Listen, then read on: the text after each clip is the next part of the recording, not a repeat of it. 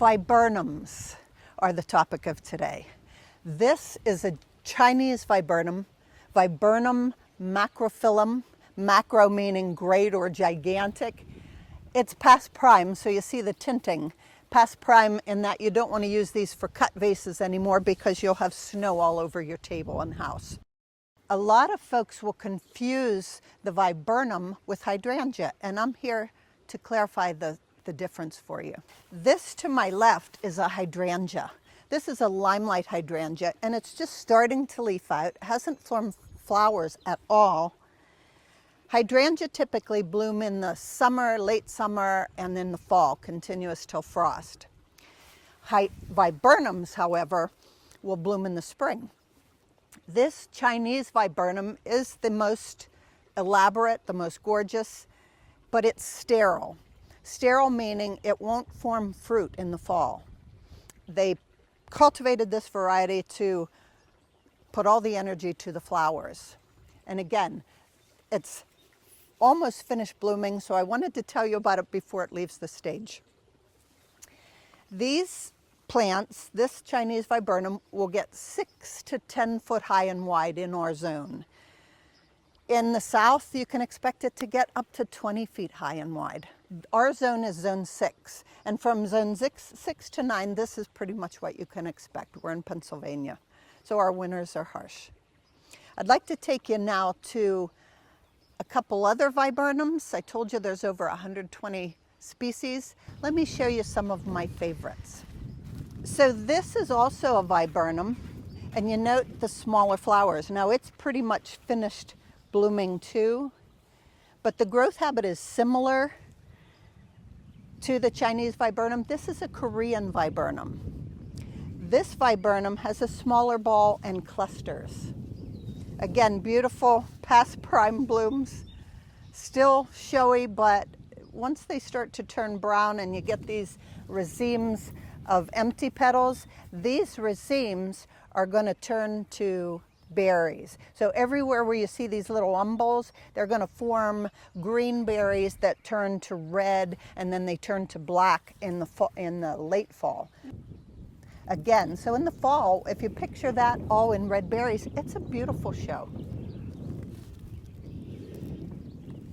What's not to think about with this when it can do so many things for you in the landscape? Now, when I was going to school, I went to Penn State, and this next one that I'm going to tell you about, I fell in love with immediately, and we're going to look at it from a distance, and I'll show you why I did. Because this is Viburnum plicatum variety tomentosum, or double file viburnum.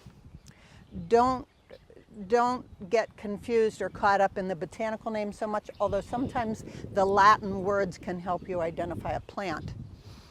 So this double file, and you see them, I have 3 or 4 here around the fire pit. It actually blooms in planes all around the shrub, and they just kind of continue and continue and continue. Profuse bloom. It's a little later in blooming than the Chinese and the Korean viburnum. But what a show, and what grace. To me, this viburnum is the most graceful. Viburnums are awesome for in a landscape for maybe a border plant, or a background plant, or a hedge plant, or a privacy factor. A lot of the viburnums do very well in that case and fill that bill quite comfortably. 6 to 8 feet high and wide is the growth habit of this double file viburnum.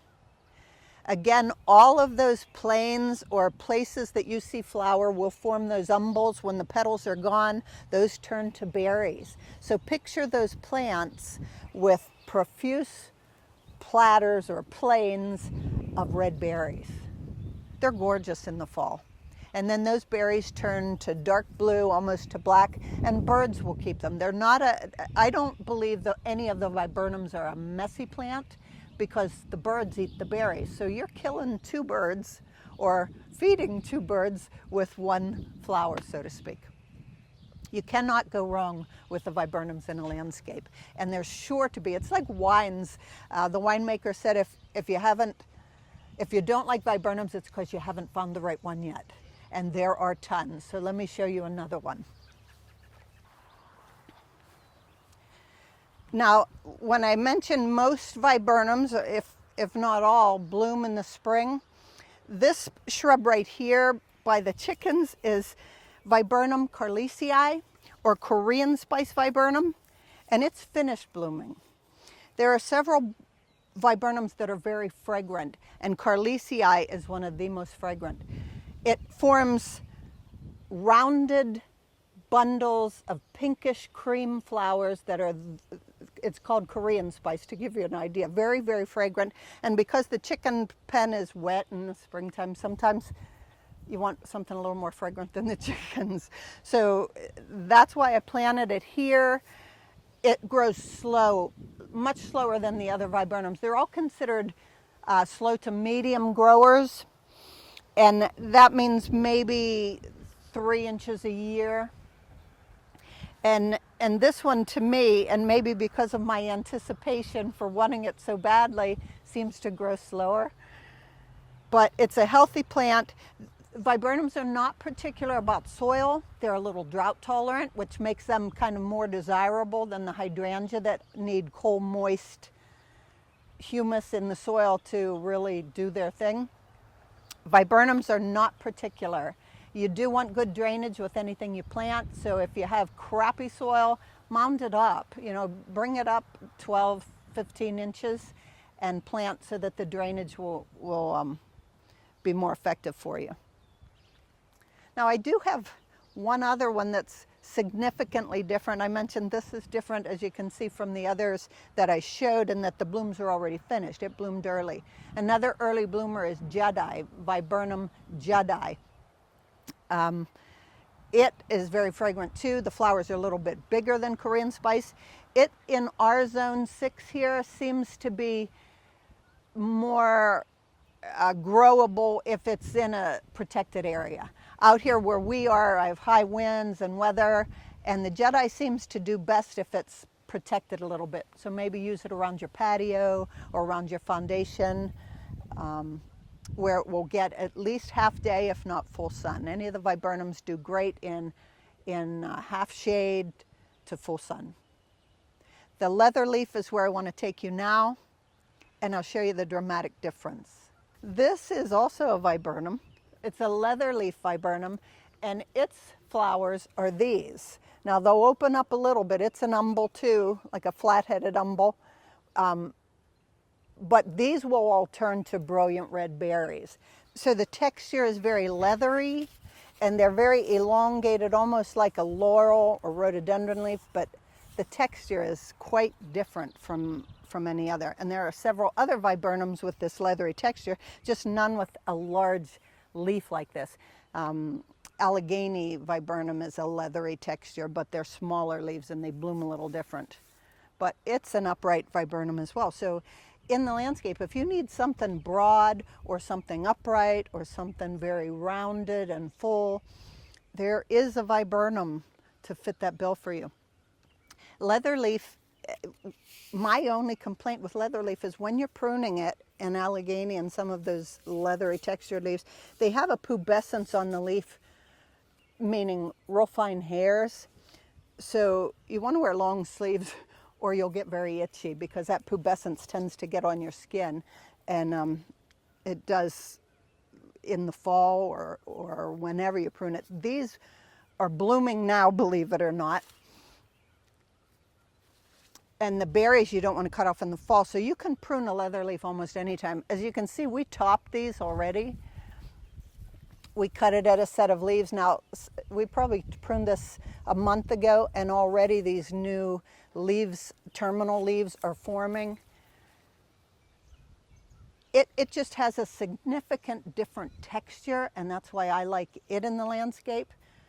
It's not for the flower, it's more for the texture and for that red berry show in the fall.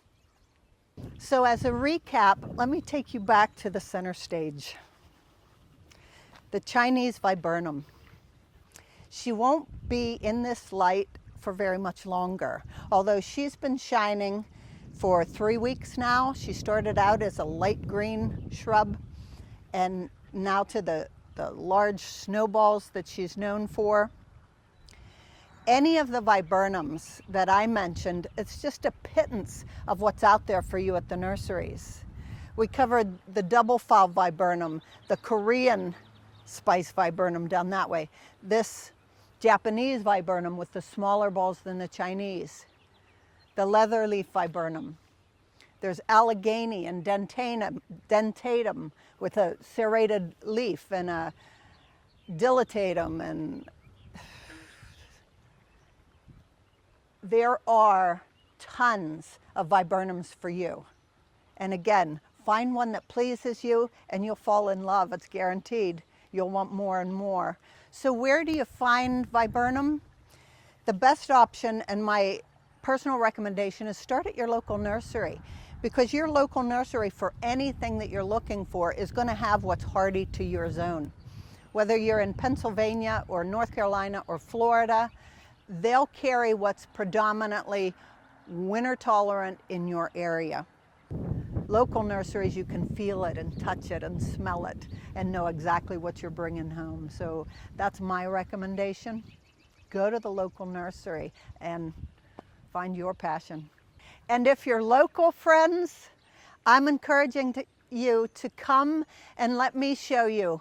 Let me guide you a little bit as to what's hardy in our zone, what fills what bill, if you need a ground cover or something to reseed itself or something to get 8 to 10 foot tall only because you're limited space. I can give you samples. We've been working on the gardens here for 17 years, so there's a little bit of everything. My workshops are $25, usually from 9 to noon. You'll get a wealth of information for $25.